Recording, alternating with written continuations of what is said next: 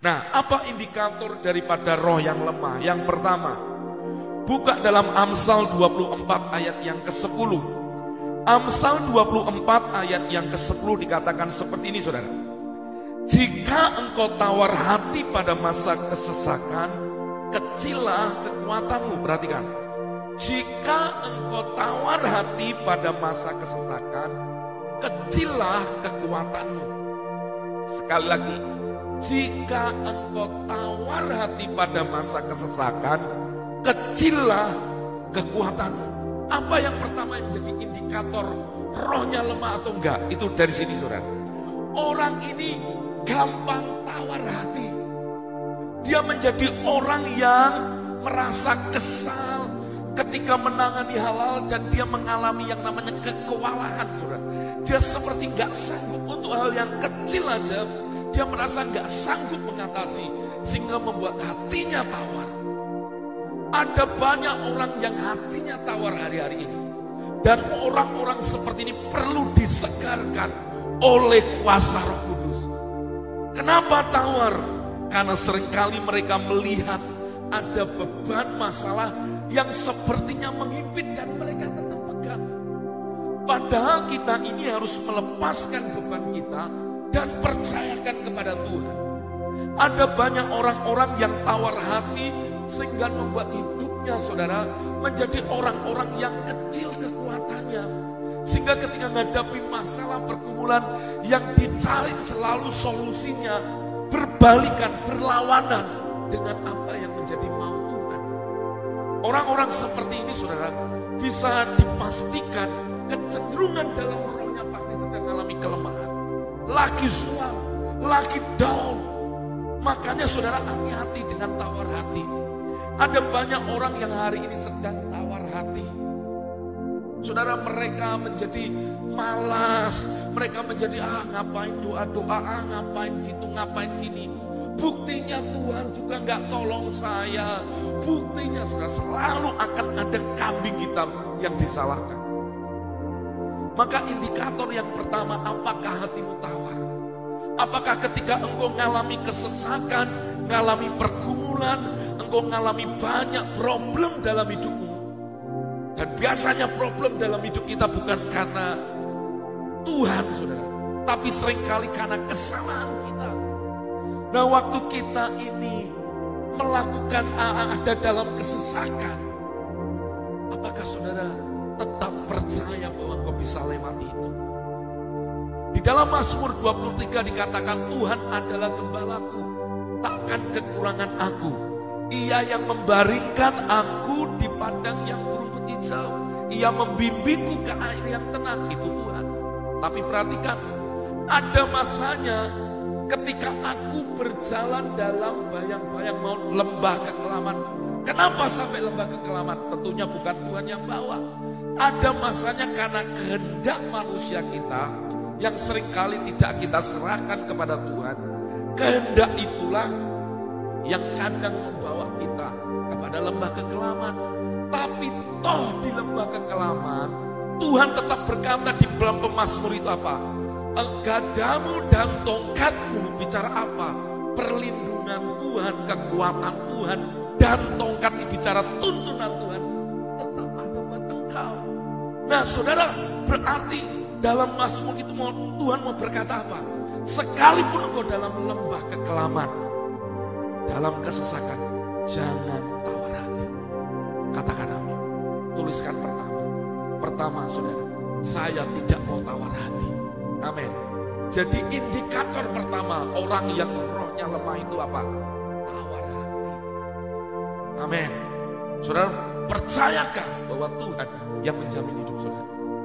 Kalau engkau percaya, jangan tawar hati. Mari hari ini tuliskan, saya tidak mau tawar hati. Saya mau percaya kepada Tuhan. Amin. Sebab Tuhan yang memelihara hidup kita. Saudara, tawar hati. Ada banyak yang membuat bisa hati kita itu menjadi tawar hati. Contohnya ketika 10 pemintai saudara, di mana mereka saudara membuat hati bangsa Israel tawar. Dia cerita memang negeri itu indah, negeri itu luar biasa. Nih lihat hasilnya, yang gak enak belakangnya. Tapi, nah, kata tapinya itu saudara, membuat akhirnya orang Israel itu jadi tawar hati dan mereka bersungut-sungut dan mereka marah kepada Tuhan.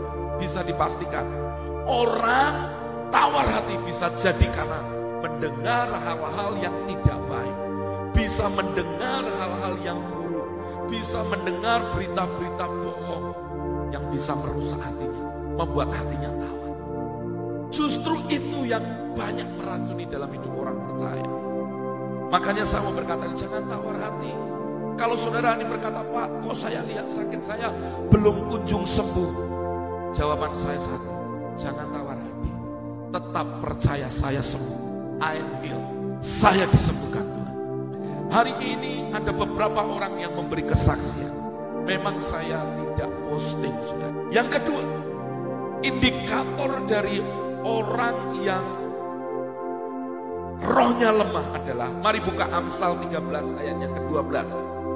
Amsal 13 ayat yang ke-12 dikatakan ini. Harapan yang tertunda menyedihkan hati, tetapi keinginan terpenuhi adalah pohon kehidupan. Sekali lagi, Amsal 13 ayat 12 dikatakan, harapan yang tertunda menyedihkan hati, tetapi keinginan yang terpenuhi adalah pohon kehidupan. Dalam American Standard Version dikatakan ini, hope deferred make the heart sick. Orang yang harapannya nggak jadi, akhirnya jadi sakit hati, alias apa? Putus asa. Yang kedua, apa itu indikatornya orang yang rohnya lemah? Orang yang mudah putus asa. Merasa putus asa, keinginannya untuk mengharapkan sesuatu berhenti. Dia mulai menyerahkan imannya dan dia mulai hari ini tinggal dalam keputusasaannya dan tidak percaya akan apa yang dibawanya kepada Tuhan. Saudara, ketika saya membaca firman Tuhan, saya menyampaikan firman Tuhan, saya bukan untuk nyeneng-nyenengin saudara. Ada waktunya saya akan tegur keras, tapi ketika firman Tuhan berkata engkau disembuhkan, saya sangat percaya Tuhan memang menyembuhkan. Tapi ada banyak orang yang dimana pengharapannya itu saudara tertunda. Kenapa? Putus asa. Sehingga membuat dia sakit hati. Sakit hatinya sama siapa? Dia bisa sakit hati sama Tuhan. Dia bisa sakit hati sama sesamanya. Dia bisa sakit hati dengan orang-orang terdekatnya. Nah, orang yang putus asa ini saudara, itu yang akan membuat itu menjadi indikator bahwa memang yang di dalam itu butuh pemulihan. Kalau engkau gampang putus asa, gampang menyerah, imanmu gak tumbuh-tumbuh dan Anda menjadi orang yang apatis, saudara gak jadi orang yang responsif, berarti ada sesuatu yang salah di sana. Loh saudara, saya banyak terima pokok doa. Terima pokok doa, ada penyakit yang parah-parah itu banyak. Saudara. Tapi saudara bisa cek, selalu apa yang saya sampaikan kepada orang yang sakit, saya sepakat berdoa. Mari sepakat berdoa dan mari lihat mujizat Tuhan. Kenapa? Karena ada banyak orang yang sudah kehilangan imannya karena putus asa. Sehingga dia mulai melepaskan itu semua, saudara.